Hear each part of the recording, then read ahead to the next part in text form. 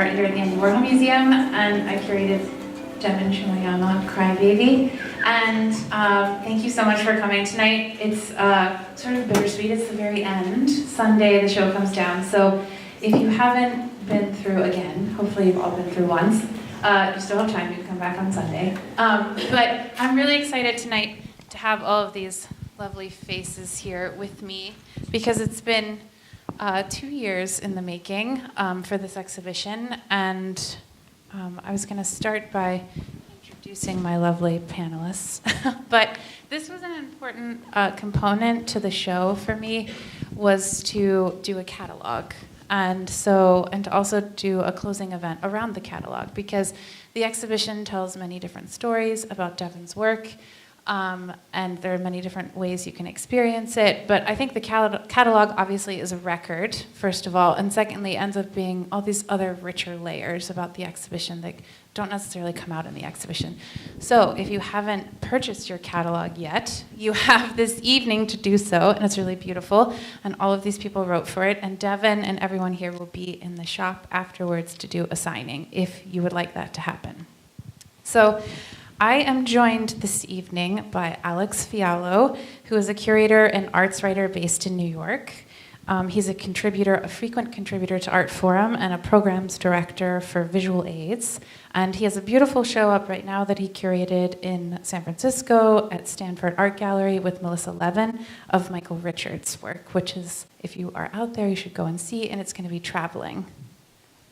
Maybe, hopefully. We hope it travels. Emily Colucci is a writer and a curator and the co-founder of Filthy Dreams, an award-winning blog that also received an Andy Warhol Foundation Arts grant. And she curated a show here in Pittsburgh called Night Fever in 2017. And it actually had Devon's work in it. Rickey Laurentiis is the author of Boy with Thorn, the recipient of many awards and accolades, and he is also the inaugural fellow and creative writer at the Center for African American Poetry and Poetics. And Devan Shimoyama, the star of the exhibition, born in Philadelphia, went to school at Penn State and Yale, and now here for a solo show in Pittsburgh. So I just wanted to start. I started the show the opening night with this photo with Devon, and this is an image of our first studio visit together over 2 years ago when we first met, and this is what the work looked like at the time, and this is what the studio looked like at a time, and you were in a space where you didn't have a sink, but we still had this great conversation about the work, and I immediately sort of fell in love with the paintings even though they weren't finished. So this is Paradise Watcher in the dark, and He Loves Me Not, which is now the cover of the catalog. But so that was our beginning, and now it looks like this upstairs on the second floor of the museum. And I'm just going to go through the lovely events that took place this fall, because now here we are at the end, and it all seems like a blur, but we had this really amazing opening with Devon, let me go back, and Rickey, and Miss Toto, the drag queen that is upstairs mixed into the ladies and gentlemen. And she came in cocktail, this is her cocktail attire, this is her cocktail look. And that's her next to her painting, which is upstairs in the ladies and gentlemen gallery. And this is us with her. And her performing Harriet Tubman in drag at the opening. And then Bohemian Rhapsody, also at the opening. Here's a really great one, Rickey, you haven't seen this one. And we also brought Rashad Newsom for Shade Compositions, which took place at the Carnegie Music Hall, and was a really beautiful special night if you came to see that. Here's another close-up of it. And another really amazing program that came out of this was with Rickey Laurentiis, who produced and organized the Black Ecstatic that happened at Pitt. And here's kind of a grainy photo of it. But do you want to talk about this now, Rickey? If you want me to. Okay, hello. I'm Rickey. Nice to meet you. One of the events that happened was called the Black Ecstatic, which was really an organic kind of event that grew out of, I would call it collisions between disciplines. So as was mentioned, I'm a poet. I'm at the Center for African American Poetry and Poetics, which is at Pitt. And after quite literally running into Jessica, being invited to do the catalog, it was an interesting idea and sort of challenge to see what would be made of a poetry event or any kind of event that would think about Devon's work, push against it, push with it, all these sort of verbs that I can't come to mind right now. So the Black Aesthetic, interestingly, I would say like where Devon lands at the end of the show, I forget the title, but the largest painting that you see when you walk in. I remember you talking. Weed Picker. Weed Picker. I remember you talking, I don't know, it could have been text message. I don't know where you said this, because we talk a lot. But at some point you mentioned this idea of not wanting to, in my own words, focus on Black violence, Black sort of death, Black tragedy, but wanted to not forget it, not dismiss it, which is what those shoes are doing, I guess, in the back, but wanted to find a way to think about, I suppose, rebirth, new growth, new things, etc. So interestingly enough, where you land there is the ideas I was thinking through with the Black Ecstatic. Really wanted to focus around pleasure, the body, the Black body, not as a site for violence, but also as a site for pleasure, be that sexual, be that spiritual, be that whatever. And so I wanted to invite 3 poets and also a filmmaker. Fatima Jamal's right over there. She's actually just moved here, so I guess it was a good event.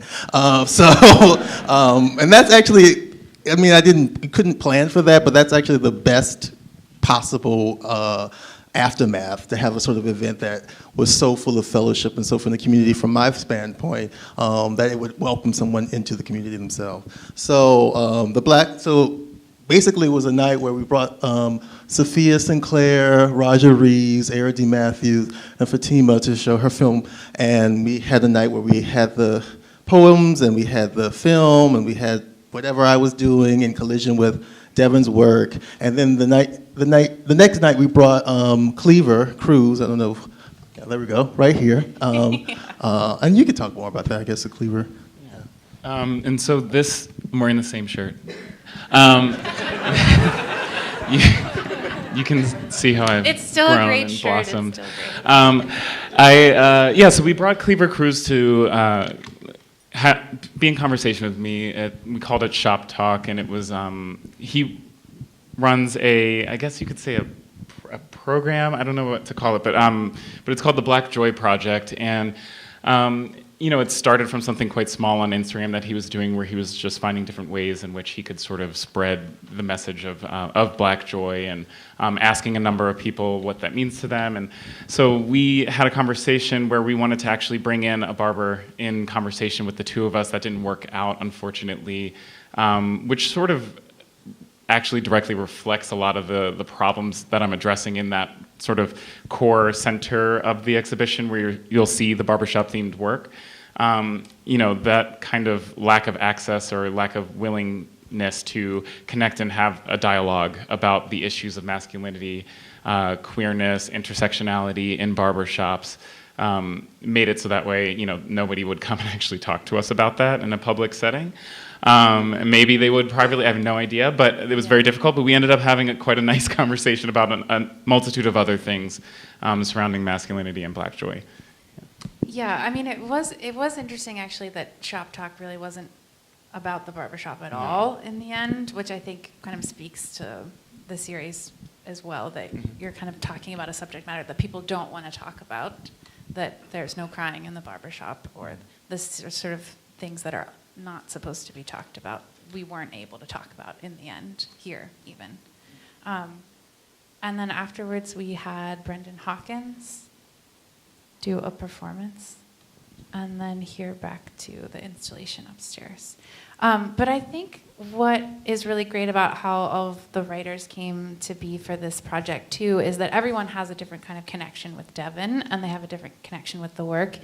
And Alex, I also had a serendipitous sort of meeting with here at the museum in the lobby. And you were here interviewing Patrick Moore for the archive project that you're doing at the Smithsonian, or were doing at the Smithsonian. And you knew Devon from Fire Island. And specifically, these, if you haven't seen the Ladies and Gentlemen, we can talk about this as well. This is upstairs on the 4th floor. this was the satellite idea that was for me the sort of impetus for why Devon should be here at the Warhol Museum. But these works are works, Alex, that you knew Devon from 2015 from Fire Island. Maybe you could talk a little bit about first meeting Devon and then getting to know some of these early works. And you saw the show today for the first time and kind of seeing how it all sort of evolved from 2015. So first, thank you, Jessica, for having me, involving me in the catalog. Congratulations, Devon, on an incredible show. Means a lot to be here. So yeah, I met Devon in 2015 on Fire Island. I work as the programs director at Visual Aids, and we have a connection. It's an arts and activist organization in New York doing AIDS awareness, and we have a connection with the Fire Island Artist Residency. And so Devon was an artist there. We did a studio visit, and he was starting to create these amazing photographs that you see, and was also thinking about the process of bedazzling driftwood, which would eventually become these sculptures dedicated in tribute to Tamir Rice. And so I remember speaking to Devon in this sort of Fire Island is a gay getaway near New York for the summer, more or less, and in this sort of queer visioning space, at the same time we were talking about the death of Sandra Bland and the ways in which that represented a real instance of anti-Black violence and the recurring and ongoingness of that. So Devon started to create these sculptures for Tamir Rice. I saw a show with Devon, came back, basically that was the foundation of our conversations. Came back to Pittsburgh to interview Patrick and saw a two-person show at the Pittsburgh Center for the Arts with, was it Danny Farrell? Yeah. Is that right? Of Devon's work. And in that show, there were these large-scale hoodies that Devon was creating in tribute or memorial to Trayvon Martin. And in thinking about the work and then getting the invitation to write for the catalog, I was interested in the ways that the sculptures were a tribute or a memorial or a site of both remembrance and response to these losses, and was trying to think about them in relationship to Devon's painting practice.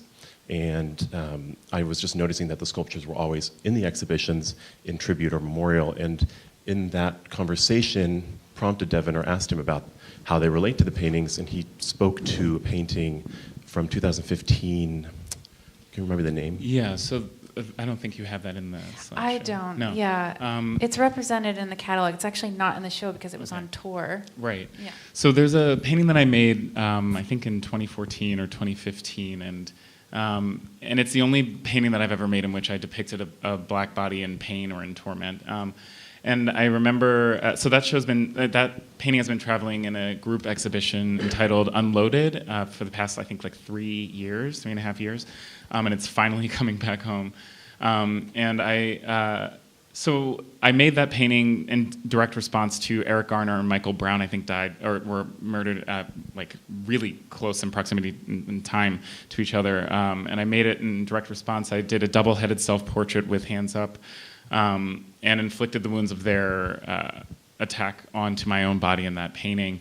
And so it just, and this is long before, actually, oddly enough, thinking about more recent iterations of painters sort of reiterating black bodies in pain that we don't need to see. Not just Dana Schutz, actually, but other painters actually in that same exhibition. Who's the other painter? Henry Taylor had a painting of Fialho Castle. And I remember after I made it, I felt really uncomfortable with seeing that again. You know, I found out about a local death of a young teenager, Antoine Rose, getting killed. I saw the video on my Instagram before it was on the news by days.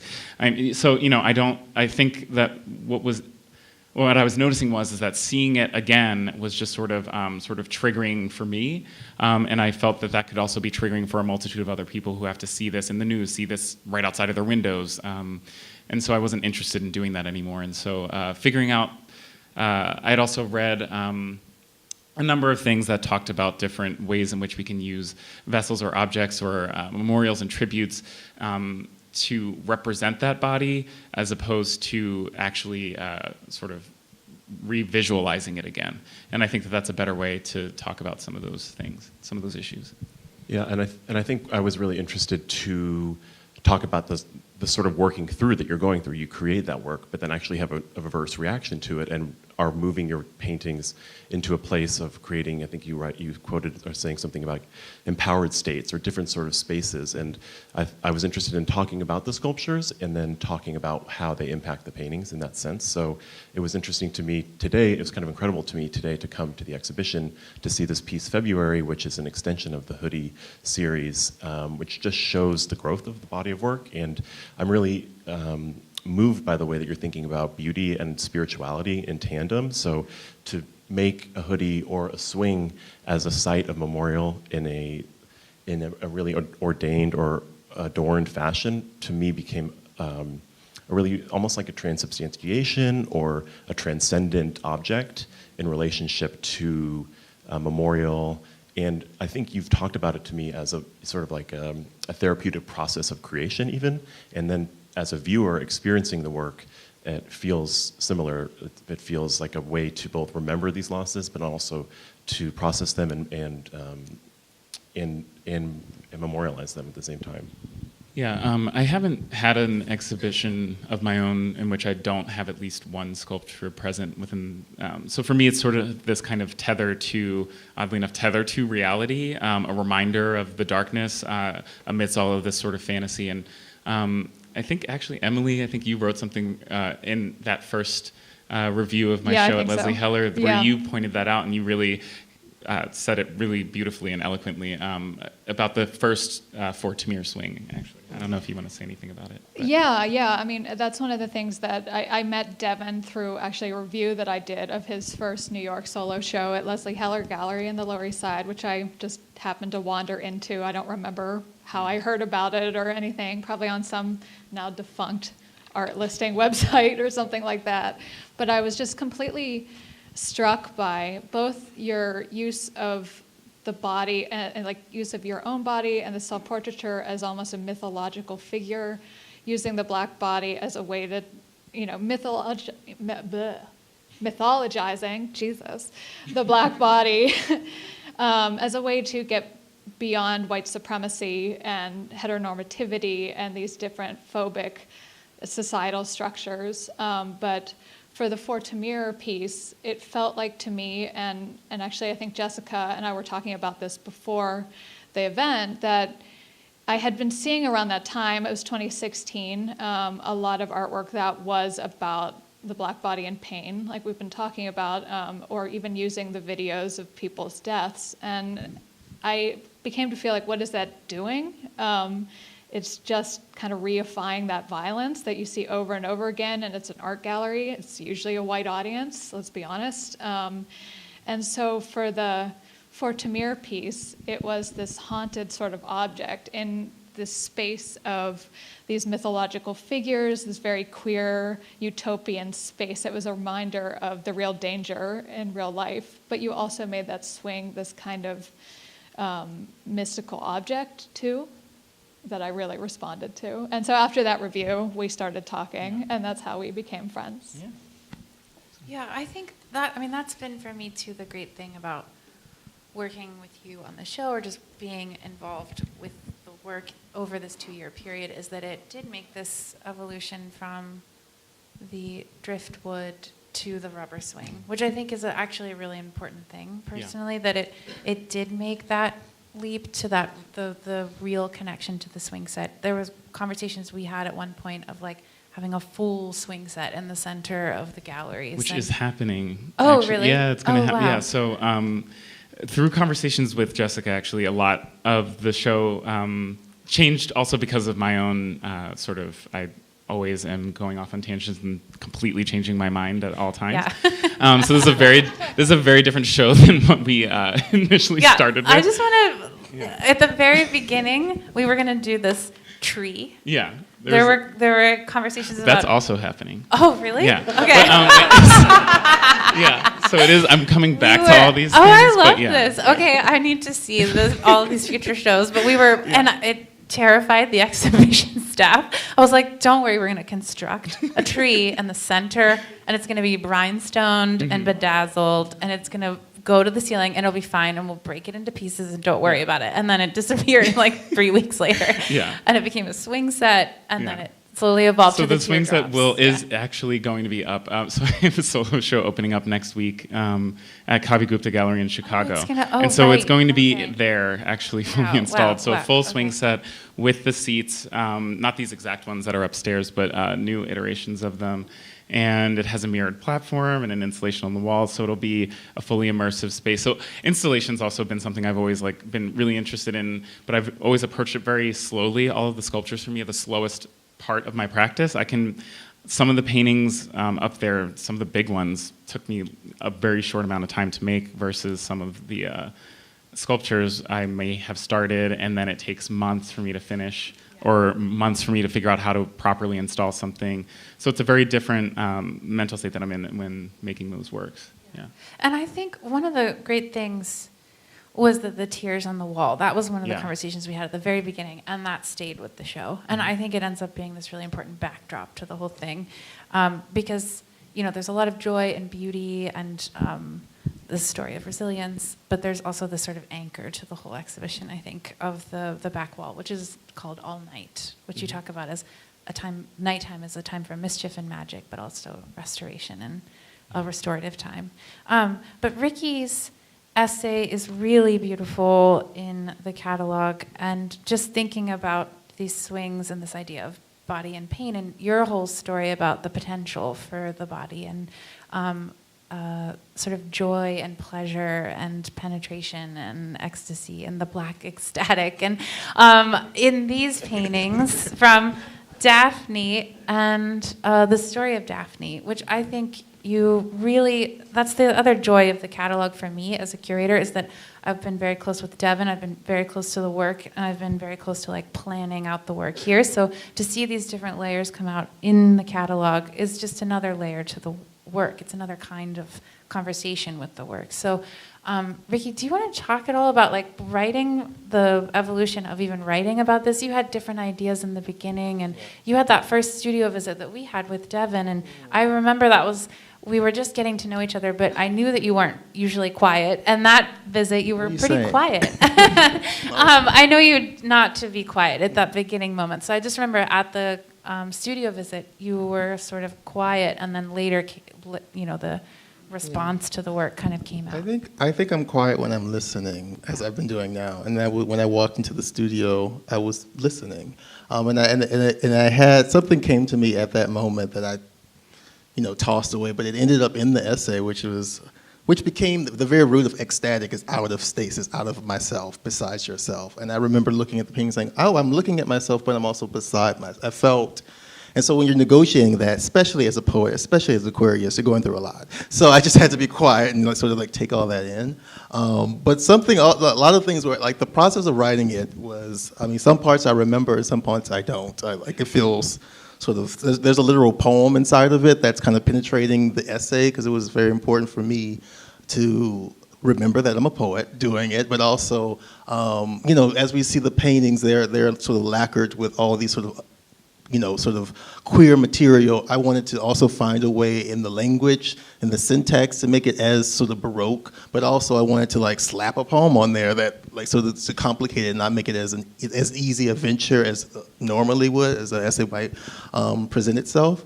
But also this other thing, this remember I am flesh. That's what the essay is called. And it just occurred to me right here as I'm thinking, it's because it's self-portraiture and Devon's insistence on always looking at, not a black body, this abstraction that we just the black body, but it's I am flesh. I hurt and I also fuck and I also give pleasure and I do all these complicated paradoxical things which we can find in the art historical and spiritual history of ecstasy. So for me, it was now how do I explain all this in a coherent or interesting way?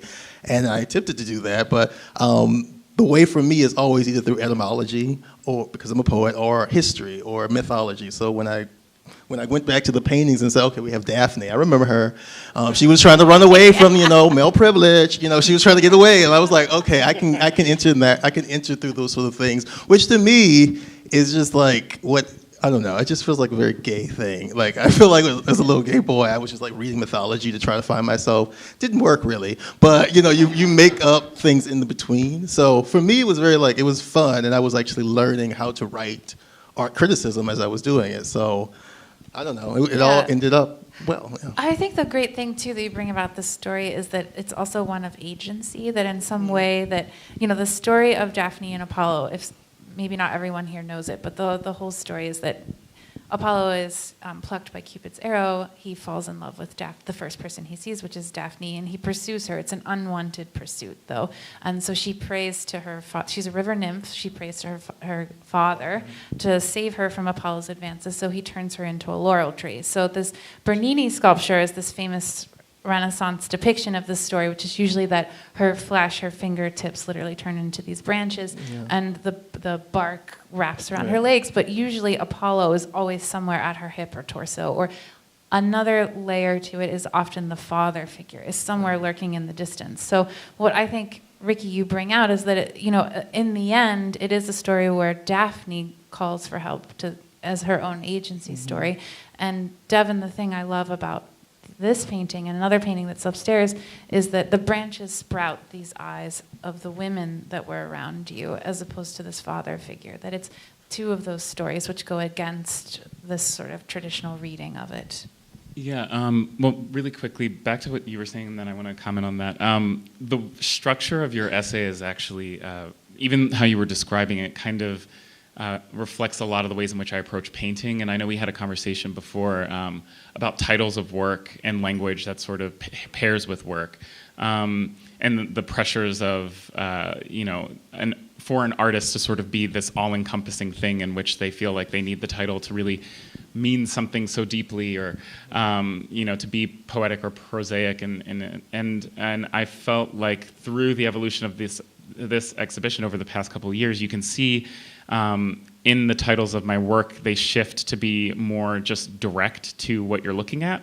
And I think that what's nice about the structure of your essay is that it does feel the way that the paintings feel when I'm making them. Like, that sort of, all of a sudden there's a poem slapped into the middle of something, and it just like sort of disrupts the flow of everything.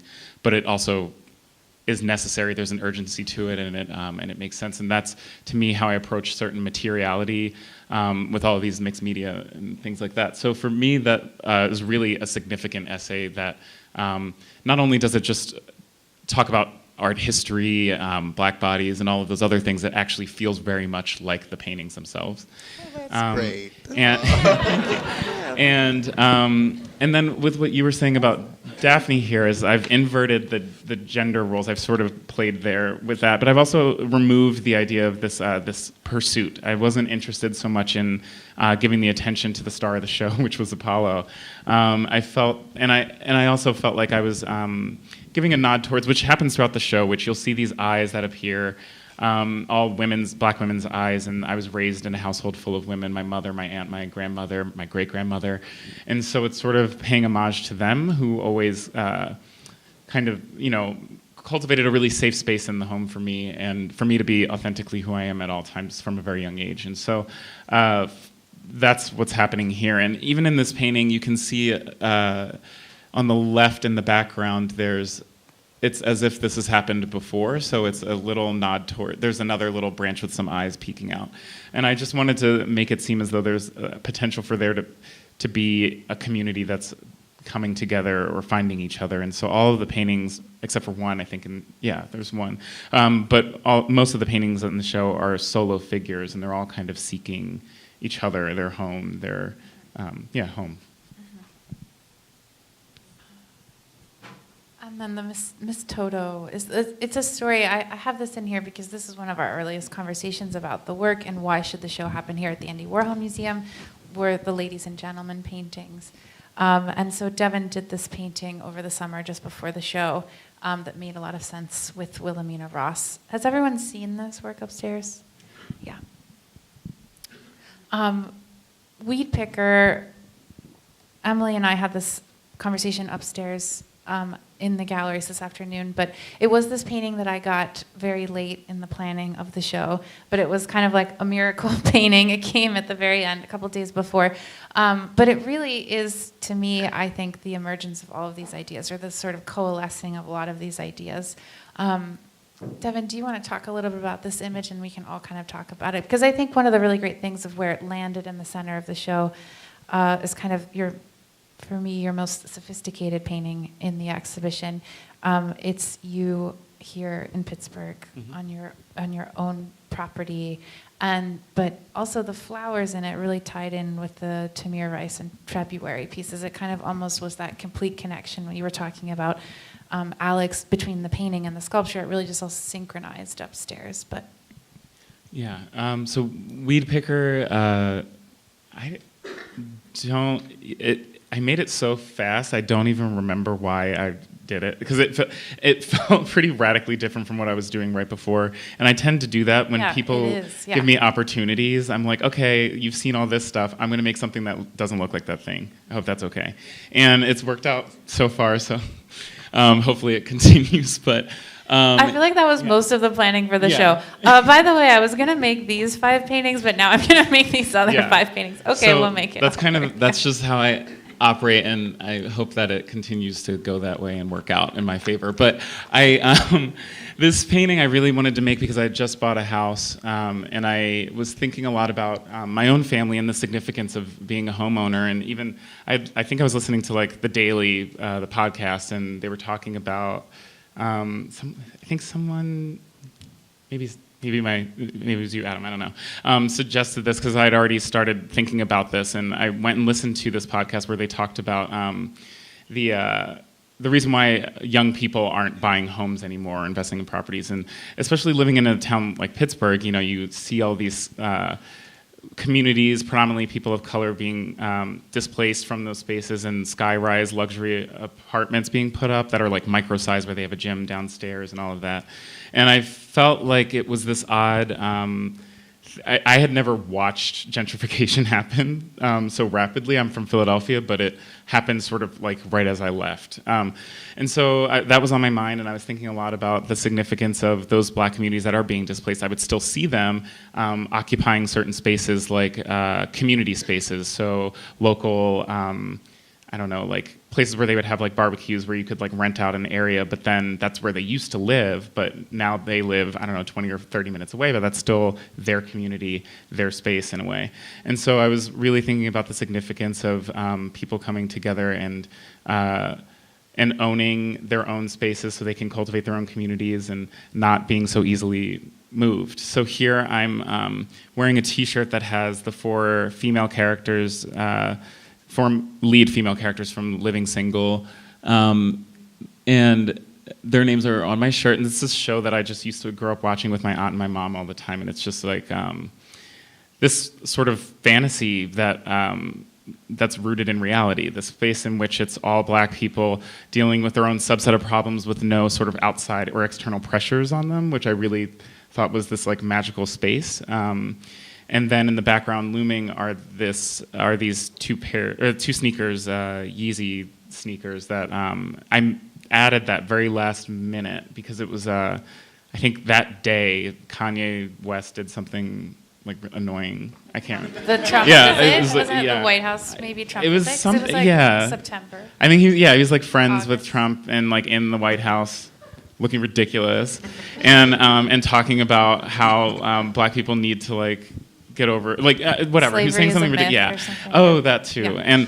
And all of it just made me so mad. And then he was talking about making America great again. And I was like, your sneakers are made in a factory in China. What are you talking about? And I felt like a lot of people were actually listening to him and paying attention. And it made me really aware of this, the dangers that those types of comments can present. And so it kind of mimics the wall in the show, the installation, where it's sort of this darkness that's always looming in the background, even amidst all of this sort of fantastical foregrounded action. So that's kind of how this all came together. And I've made a number of paintings in this sort of series of works since then. Yeah.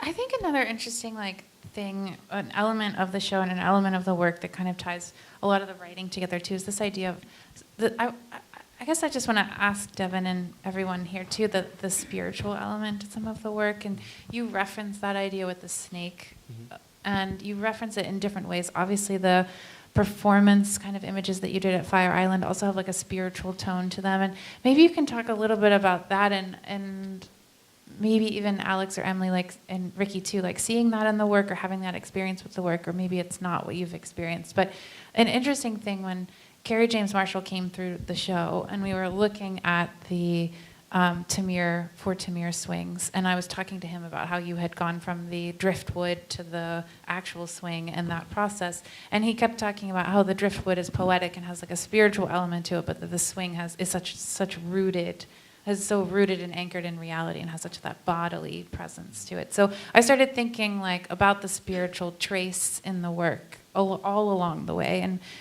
we've never really fully talked about that. So that could be something that we talk about here. But yeah. The snake has always been, a lot of people think of it differently, and it's really interesting to hear a lot of the different interpretations of it. I think that different people have different tethers to, or ties to a snake. A lot of people, I've had people ask me if I can make the same painting without the snake because they're terrified. And and it's a little silly to me, but I think what I like about the snake for me is that my personal relationship to it is that I grew up in a Baptist Christian home, so for me reading through the Bible, it was like this amazing epic fantasy novel that I felt like had this, like, in Genesis, I was like, wow, this is like so, it's fascinating, and I think, and it's incredibly inventive, and I think that there's a lot of richness there, and the snake is this thing that, if you backtrack its own history, it's uprooted from a number of other religions and mythologies, and in which the snake was celebrated. So, it always changes depending on a different community's relationship to it, right? So as soon as it comes over into America, it's very vilified and demonized. Many Native American cultures are very, demonize snakes as well, but not related to Christianity. And so I felt like it was this thing that had it had a bad rap, but was taken from a number of religions in which those religions celebrated the snake. And then they sort of uprooted it from there, plopped it down somewhere else into the Fertile Crescent, and then created this new thing and demonized it. It mirrored black male and black experience, I think, and uprooting a people, and through the diaspora, plopping them somewhere else, and then giving them, some rights eventually, and then still vilifying them over and over and over again. And so I that's that sort of tie there. And so for me, the black figure, which is often a self-portrait in those paintings, is a shamanistic character. He's a storyteller, a wanderer. He's an interdimensional traveler. So that's how it functions for me. Like the performance you did at Fire Island, I talk about when I go through the show. So there are these images of Devon on the beach, and then there are images just of this kind of portal that shrine that you had made on the beach. And the way that this work is installed in the exhibition is that the photos are on one side, and then paintings that you did a year to almost 2 years later in 2017 are on the other side of the moonlight paintings, where that figure, still you, starts to happen on the paintings or in the paintings with the snake. So I think that's kind of an interesting move that you made with performance as well. Like Emily and I were actually talking this morning about how performance was a little bit more pronounced in some of your earlier work, like in this 2015 moment. I guess people call them performances, and it was, but I don't do like a live performance, and it freaks me out. I'm a little too, it's not for me, but I did this, obviously in public on the beach at sunrise, and no one was around until towards the end of this. It was very odd. People started going on walks with their dogs and running on the beach and saw that I had flattened the sand. So they see this weird demonic-looking creature crawling out of the ocean. Anyway, so I don't normally do performances. It's not. I think performance was something that was maybe a part of the work, and maybe people see it in the work, and maybe that's something you could point to. I'm not sure. Did you? I I don't know. I was going to Yeah. Yeah, you mention, can I tell. don't know if I would call it performance, but even as you describe, like you're describing, you're making paintings and like you don't remember it happens so fast. And like you had a question about spiritual traits in the work, but it's what I hear is like there's a spiritual something happening in the production. Like, because I know even writing that essay, there are moments I just don't remember. Like it feels like a possession. It feels like something. We used to talk about Smoke and Sage. Like she snapped. Like she just something just went off. And like, and I'm interested in like these photographs where I don't know if you would call it a possession or whatever, but like it's not necessarily about the performance, but about occupying some space at that moment, and then we have the evidence of it by being the painting or being the photograph, which is interesting to think about it as an artifact, like a spiritual artifact in that sort of kind of way. But it seems different. I agree. It seems different from calling it a performance because it's not meant. It's private. It's a spiritual. It's like you're not supposed to come into the temple. You're not blessed. Like you got to stay outside. Like it's interesting that way. Yeah, jumping off what you were saying, I do think there's, obviously a connection between these photographs and the earlier work, especially your use of glitter on the body, the really like deep black and the different colors. And it does seem like it's taken a more private angle to go to self-portraiture rather than, even though this wasn't necessarily public, it's still a public. You were still out in the world doing it rather than in your studio. And it's something that I think about, and maybe we can raise the newer work that you have at DeBuck Gallery right now, where you're doing domestic spaces, which I think is a very interesting trajectory to go from these kind of mythological, fantastical worlds to go into people reading in their homes, which is still a form of safe space. Yeah. There seems to be, there's almost a performative nature in that, too, even though it is private. Yeah, I think that's a really important part about this show is that the moment that you're making this work, and Alex, you talk about this a lot in your essay, this like very intense political dialogue, lots of violence happening at this moment. And I was just talking earlier today with everyone about how the work in many ways is a reaction to all of this noise happening and a real reaction to it, whether it's creating this safe, mystical, utopian space or going into a domestic place. But it will be interesting, I think, for everyone to see this work later, in a later time, to think about whether or not any of the politics of when it is all being made.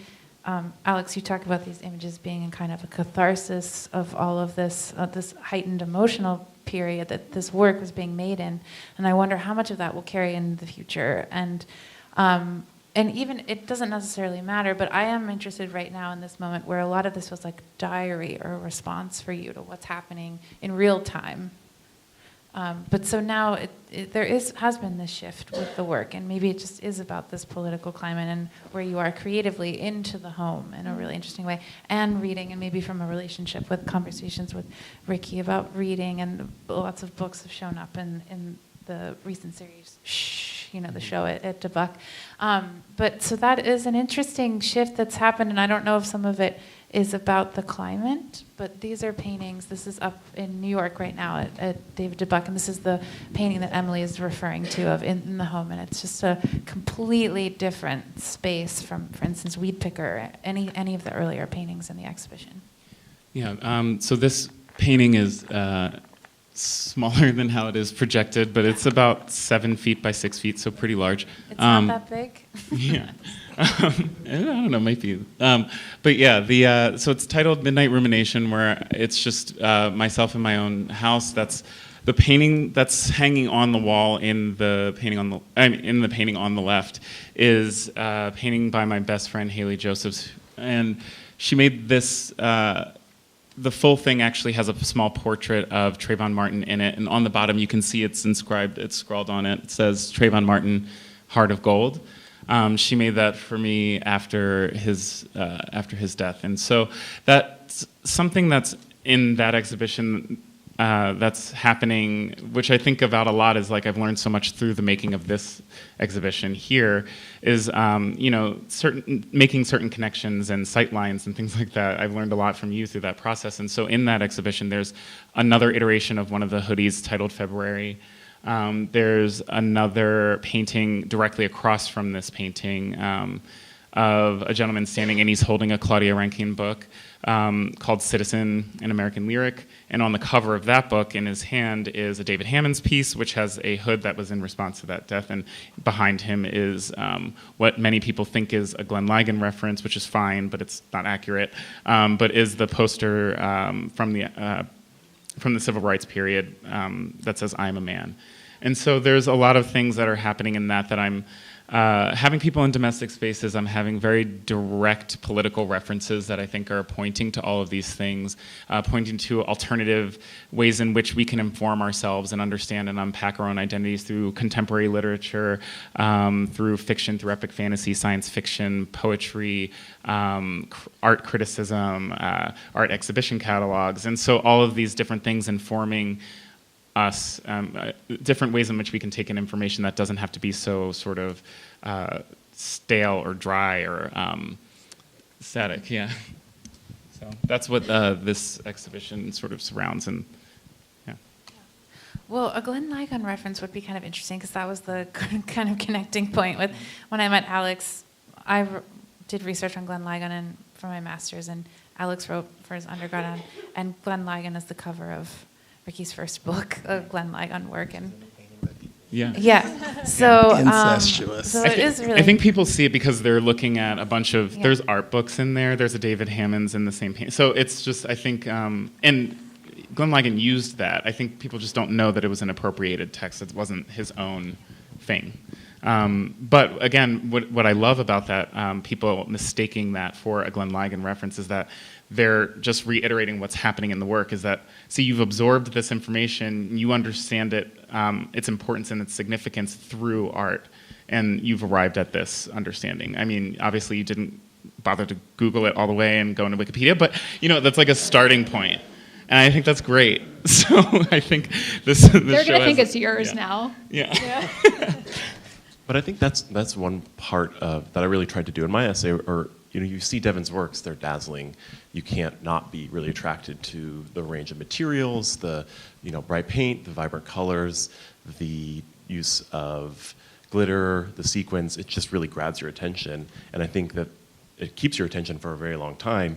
All that being said, there's a real undercurrent, a politic, and I think that a close reading and an attention to some of those details really pulls out a lot of that energy, and in many ways it's an energy of alarm or anxiety in some senses, and I think that felt, and particularly in conversation with Devon, and I quote Devon quite extensively in the text, and it felt really important because Devon's really pointing, when you speak with Devon, he really points you to those markers. He's going to point you, like you just did, to the Trayvon Martin reference, although that is a relatively small part of the painting in the corner, but it feels like an important bedrock of the ways that he's thinking through or approaching the canvas. So it felt important to bring that out in a close reading of the works to then really get at what they're trying to do in a larger sense.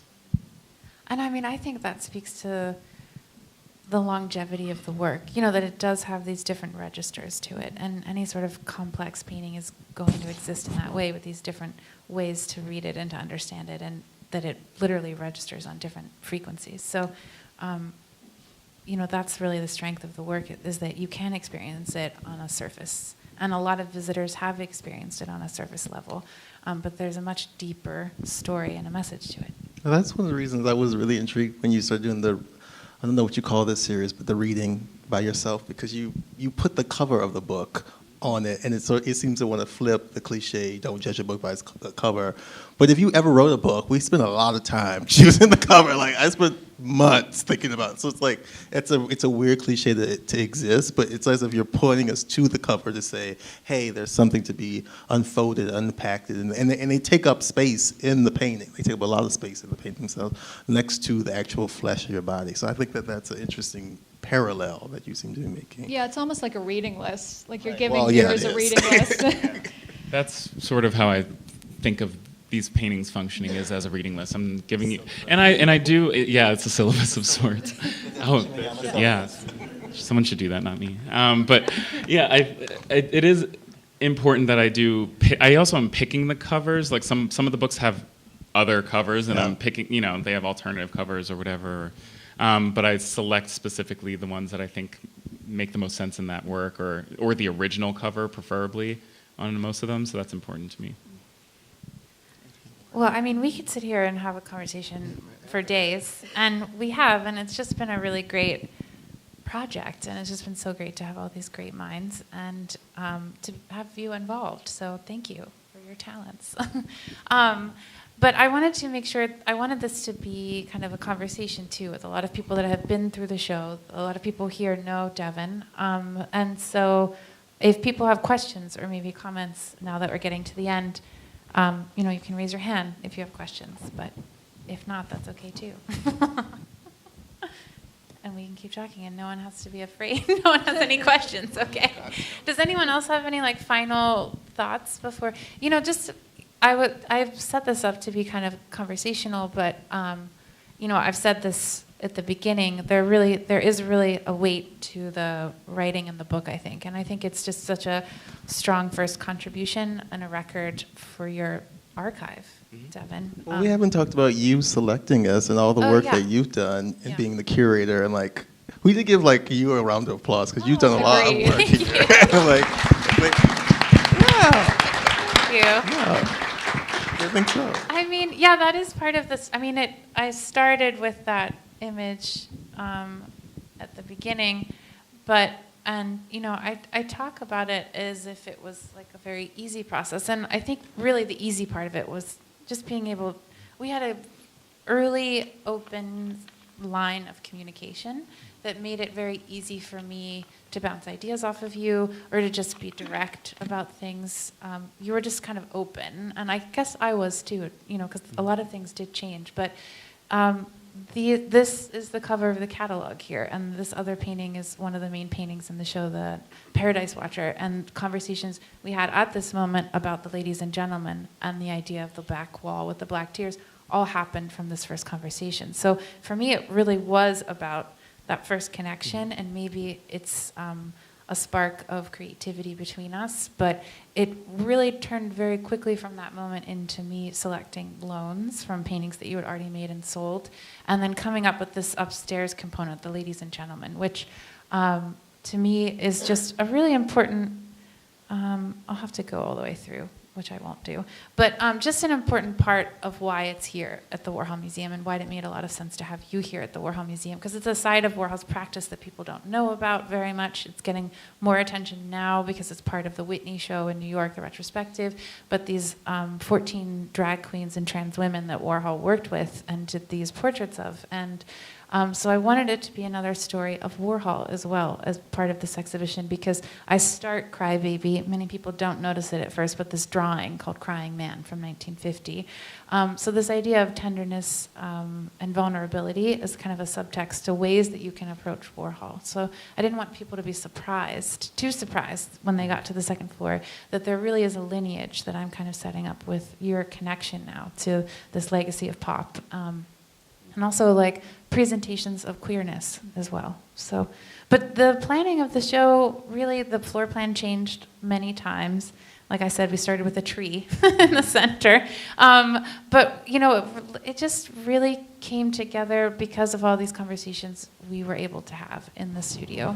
And and as far as the writers for the catalog, I mean, you met Rickey and immediately saw that connection.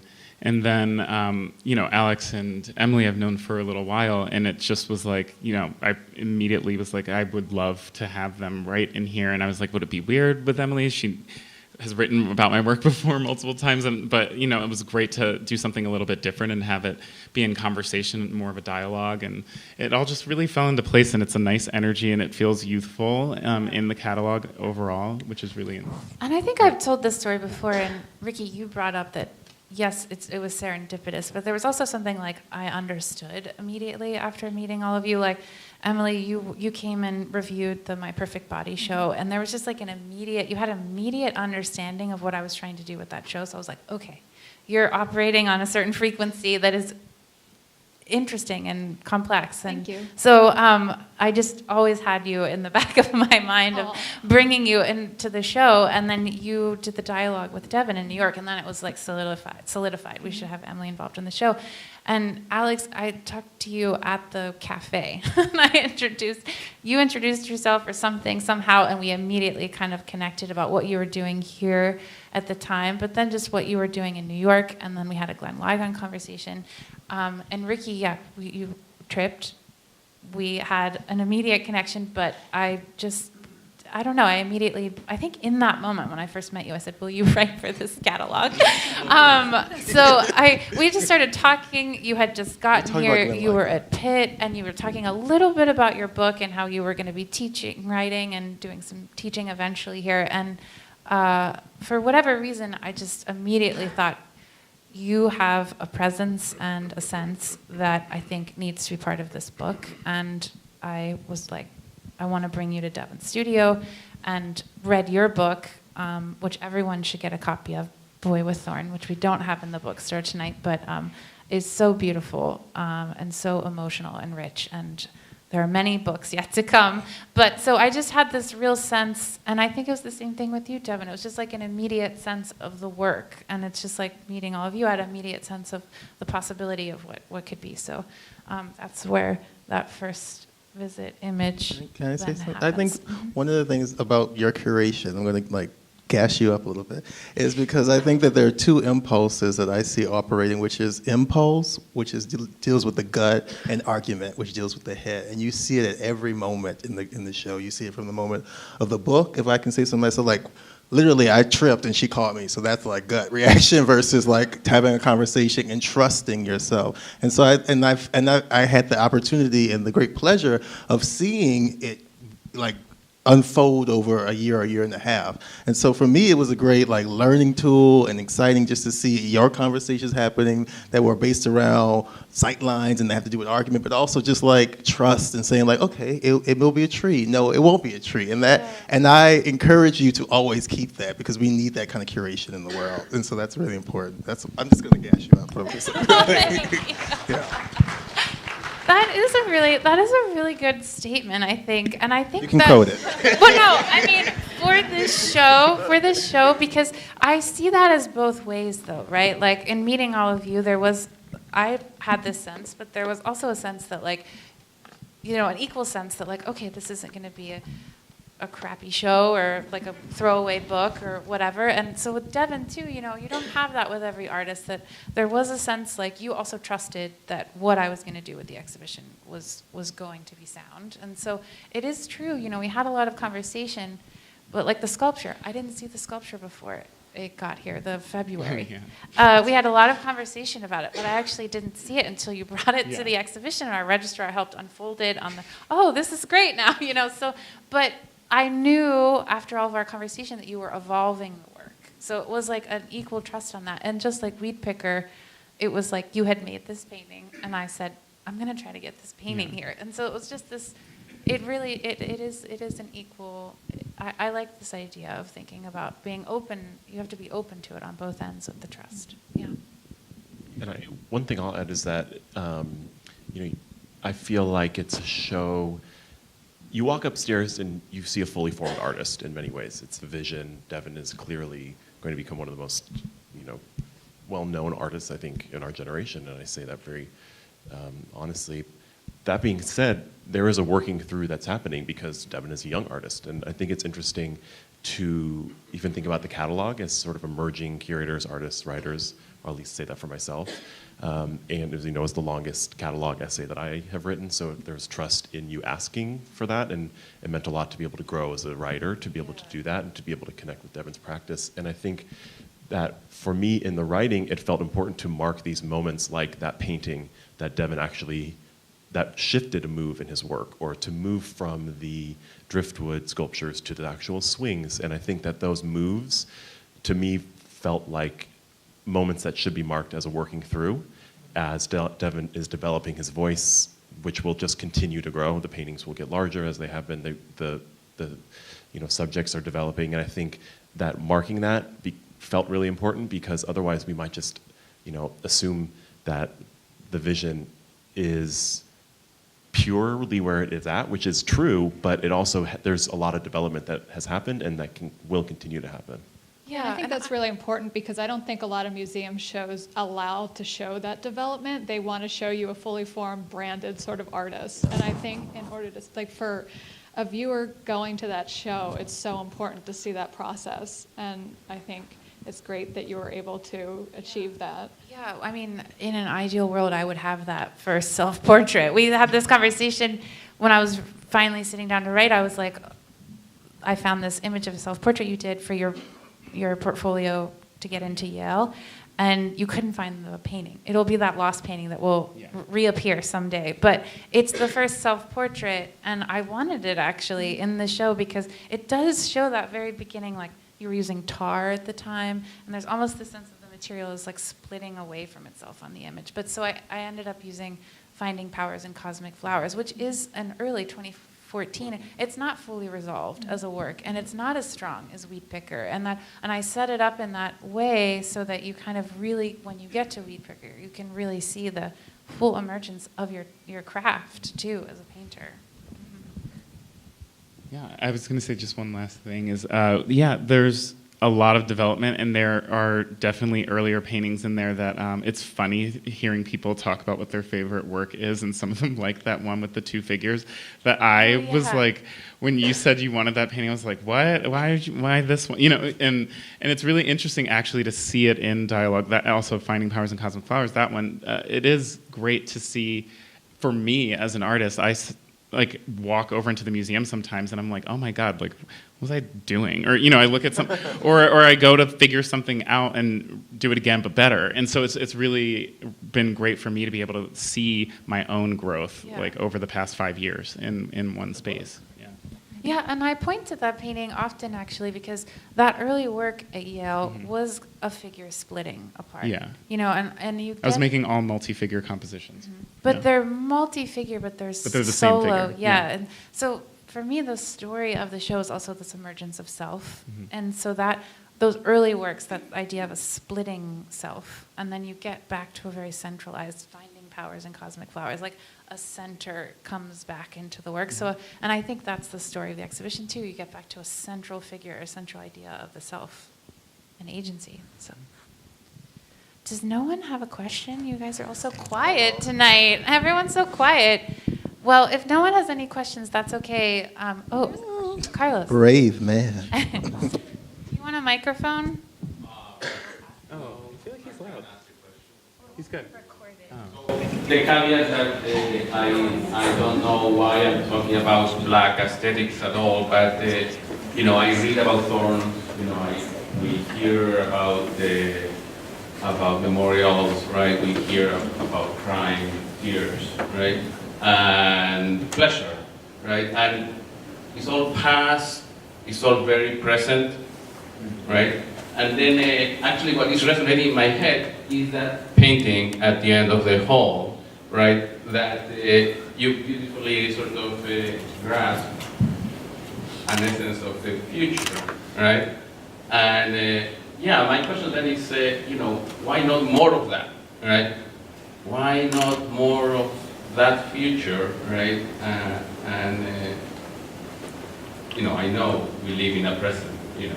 We are witnessing, you know, day to day, but somehow, you know, what I want to see is the future, and I wonder, you know, why not more of that? I think that for one, a lot of the paintings are in a totally nondescript non-space, so that's sort of a timelessness. And actually a majority of the work in the show. So I think thinking of a lot of the ones that maybe you're referencing, maybe in like the barber shop, are some of the ones that you're saying rooted in the present, or some of the ones that are sort of reactionary to things that just happen. I think in that painting that you're talking about, that's sort of compressing time. It's looking at something that just happened, something that's happening right now, and thinking about how to move forward is what a lot of my work is doing right now. And so I said this earlier, I've made about 5 paintings now that are kind of within that family of paintings as that one. And it is something that I'm interested in doing, is looking forward, and that's been really wonderful actually having this exhibition here and being able to pop over to the museum, and I see a multitude of people of color in the museum, and bringing their kids or bringing their families in to see something, and a lot of them have, they see me standing here and they know I'm the person who made all this work because I'm in it. And they, will tell me a lot that they love seeing so many more positive representations of Black men, and I think that that's something that I'm more interested in doing is looking forward. So I think it is in the work, it's in the reading list, it's suggestions for people. I can't suggest something that hasn't been written yet, but I am suggesting things that are contemporary texts that I think are relevant right now, and things that do speak to the future, or ways in which we can resolve issues now and make progress. So it's definitely something that I'm interested in. Oh, yeah. I want to piggyback off of that. Exactly what you were just saying. Just a comment. I brought a group of very apathetic, almost high school students who aren't interested in much, and it was the for real though, they weren't, and it was the most moved and captivated I've ever seen them interact with anything. So you're doing your part. Yes. Thank you for bringing them. Thank you. Appreciate it. Yeah, I just want to say to that, like we did an exit survey for a weekend, I think, and we do them for exhibitions, like people can fill out what they remembered. And I was really surprised when I saw the results. One, that so many people said like how excited they were about the show. Like there's options like satisfied, extremely satisfied. So there were a lot of people that were like extremely satisfied, whatever that means. But they remembered. They remembered specific works when they left, and they were able to like give the title. And I think that that doesn't happen throughout the museum. People will say, "Oh, I saw Maryland," but they didn't see Maryland because we don't have any Marylands on view here, actually. So, like I loved the Maryland painting, but we don't have any Marylands here, surprisingly. So, but they would say specifically the Trayvon Martin piece, February, they would name it, and so a lot of the visitors like could name a painting, and so that meant that was like surprising, not surprising, but it was like a nice surprise, like that people really deeply connected with it. Yeah, and not just the show as a whole, but like specific images. I was just going to mention quickly a quote by Toni Morrison. She says, the very serious function of racism is distraction. It keeps you from doing your work. So I'm responding to the gentleman who was saying about the future. I mean, we're 30 years old, so we have a large future ahead of us. But I think it to Alex's point, there's a moment where you have to like deal with that. You have to like look at the Trayvon Martin. You have to make the tributes so that you can not be distracted. And that's not to say to dismiss it. I'm not making the claim that you ignore it. I'm saying that you can find a way to find the work to imagine the future. But you have to write the first book for me. The second book is about pleasure. Like, I had to write the first book, otherwise it would be false. You had to do those paintings, otherwise what are we doing? So hopefully for the audience, it will give us time, they'll give Devon time to step into that future proudly and ecstatically and however you might be. So that's it. We should end on that note. Thanks, everyone. Step into the future. Thank you.